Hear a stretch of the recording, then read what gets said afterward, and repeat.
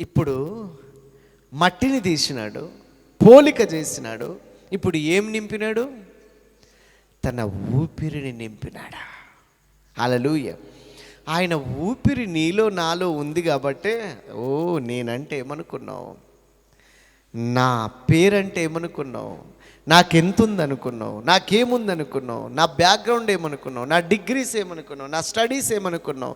నా పదవి, నా ఉద్యోగం, నా హైట్, నా పర్సనాలిటీ, నా కలర్, అబ్బబ్బబ్బబ్బబ్బా అన్నీ ఉన్నా ఆఖరికి అన్నీ సున్నా. ఎందుకో తెలుసా? ఈ మట్టి శరీరానికి మొట్టమొదట ఆయన లిమిట్స్ పెట్టలే. మట్టిని తీసి చేతబట్టి ఆ మట్టి బొమ్మను చేసి ఊపిరి ఊదినప్పుడు, అరే నువ్వు ఇంతకాలం నుంచి ఇంతకాలం వరకు బతుకు బిడ్డ, ఆ తర్వాత చచ్చిపోయి నా దగ్గరికి రా బిడ్డ అని పెట్టి చెప్పలే. ఫస్ట్ ఫస్ట్ ఫస్ట్ ఒక చిన్న పిల్లోని చేసి పాలు పట్టి, పాలు ఇడిచిన తర్వాత ఆడుకో బిడ్డ అని వదిలిపెట్టలే. ఉగ్గు తినబెట్టి, ఆ తర్వాత పెరుగన్నం తినబెట్టి, సెరిలాక్ పెట్టి అట్లా పెంచలే. పరిపూర్ణమైన వ్యక్తిగా, హద్దు లేకుండా, లిమిట్ లేకుండా, ఎక్స్పైర్ డేట్ లేకుండా, మరణం అనేది ఆ మట్టి మనిషి మీద ఏలుబడి చేయకుండా మహిమను ధరింపజేసి దాసునిగా చేసుకోలేదు, కానీ వారసునిగా చేసుకున్నాడా. హల్లెలూయా. బానిసగా చేయలేదు, కానీ తన కుమారునిగా చేసినాడు. హల్లెలూయా. దేవునికి కావలసింది భక్తులు కాదండి. దేవునికి కావలసింది, రే నేను నిన్ను తయారు చేసిన, నువ్వు రోజు ఏం చేయాలనో తెలుసా? పొద్దున్నే లేవగానే నా దగ్గరికి వచ్చి మొక్కాలి, లేదంటే రోజు కోడి పుంజుని తీసుకురావాలి, రోజు ఏటపోతుని తీసుకురావాలి బిడ్డ, జాగ్రత్త లేకుంటే అన్నాడా. హల్లెలూయా. ఆయన సృష్టి అంతా మాట పలికి చేసినప్పుడు అంట, ఏనుగును చూస్తే ఏనుగుకి ఒక కుటుంబం ఉంది, ఆ కొమ్మల మీద తిరుగుతున్న కోతులకు ఒక కుటుంబం ఉంది, ప్రతి జాతికి ఒక కుటుంబం ఉందండి. ఆకాశంలో ఎగిరే పక్షులకు ఒక కుటుంబం ఉంది, నీళ్ళలో జలచరములకు ఒక కుటుంబం ఉంది, భూమి మీద ఉన్న జంతువులకు కుటుంబం ఉంది. ఇప్పుడు దేవుడు ఆలోచించాడు, ఈ దేవదూతలంటే పరిచారకులు, వాళ్ళది ఒక కుటుంబం. నేను సర్వాంతర్యామి, సర్వజ్ఞుడను, నాకు కుటుంబం ఉండాలి కదా. హల్లెలూయా. మమ్మీ డాడీ, అన్నిటికీ మమ్మీ డాడీ ఉన్నాయి. ఓకే, ఇప్పుడు నేను ఏ పొజిషన్లో ఉన్నా? గాడ్ పొజిషన్లో ఉన్నా. కానీ ఇప్పుడు నేను ఏ పొజిషన్లోకి రావాలంటే డాడ్ పొజిషన్లోకి రావాలి. హల్లెలూయా. ఇప్పటివరకు ఆయన ఏ పొజిషన్లో ఉన్నాడు? గాడ్. ఇప్పుడు ఆయన ఏమి ఇష్టపడుతున్నాడో తెలుసా? డాడ్. హల్లెలూయా. అందుకే ఆయన ఏం చేసినాడో తెలుసా? నా పోలికలో, నా సారూప్యంలో నేను నరుణ్ణి చేస్తా. మనము నరులను చేయుదాము. తండ్రి, కుమారుడు, పరిశుద్ధాత్మడ మనిషిని చేయాలనుకున్నారు. ఏం చేసినారు తెలుసా?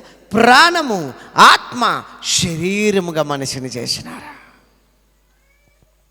మనిషి ఒక ఆత్మ, జీవాత్మ.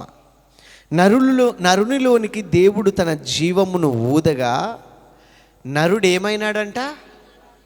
ఏ ఆత్మ అయినాడు? జీవ ఆత్మ అయినాడు. యాక్చువల్లీ మనిషి, ఒరిజినల్ మనిషి ఎవరు అంటే పైకి కనబడే ఈ రూపం కాదు, అసలు మనిషి ఆత్మ అయి ఉన్నాడా. ఆ ఆత్మ ఈ శరీరంలో ఉంది. ఈ శరీరము ప్రాణముతో ఉంది. అర్థమైందా? అందుకే ప్రాణము, ఆత్మ, శరీరము. హల్లెలూయా.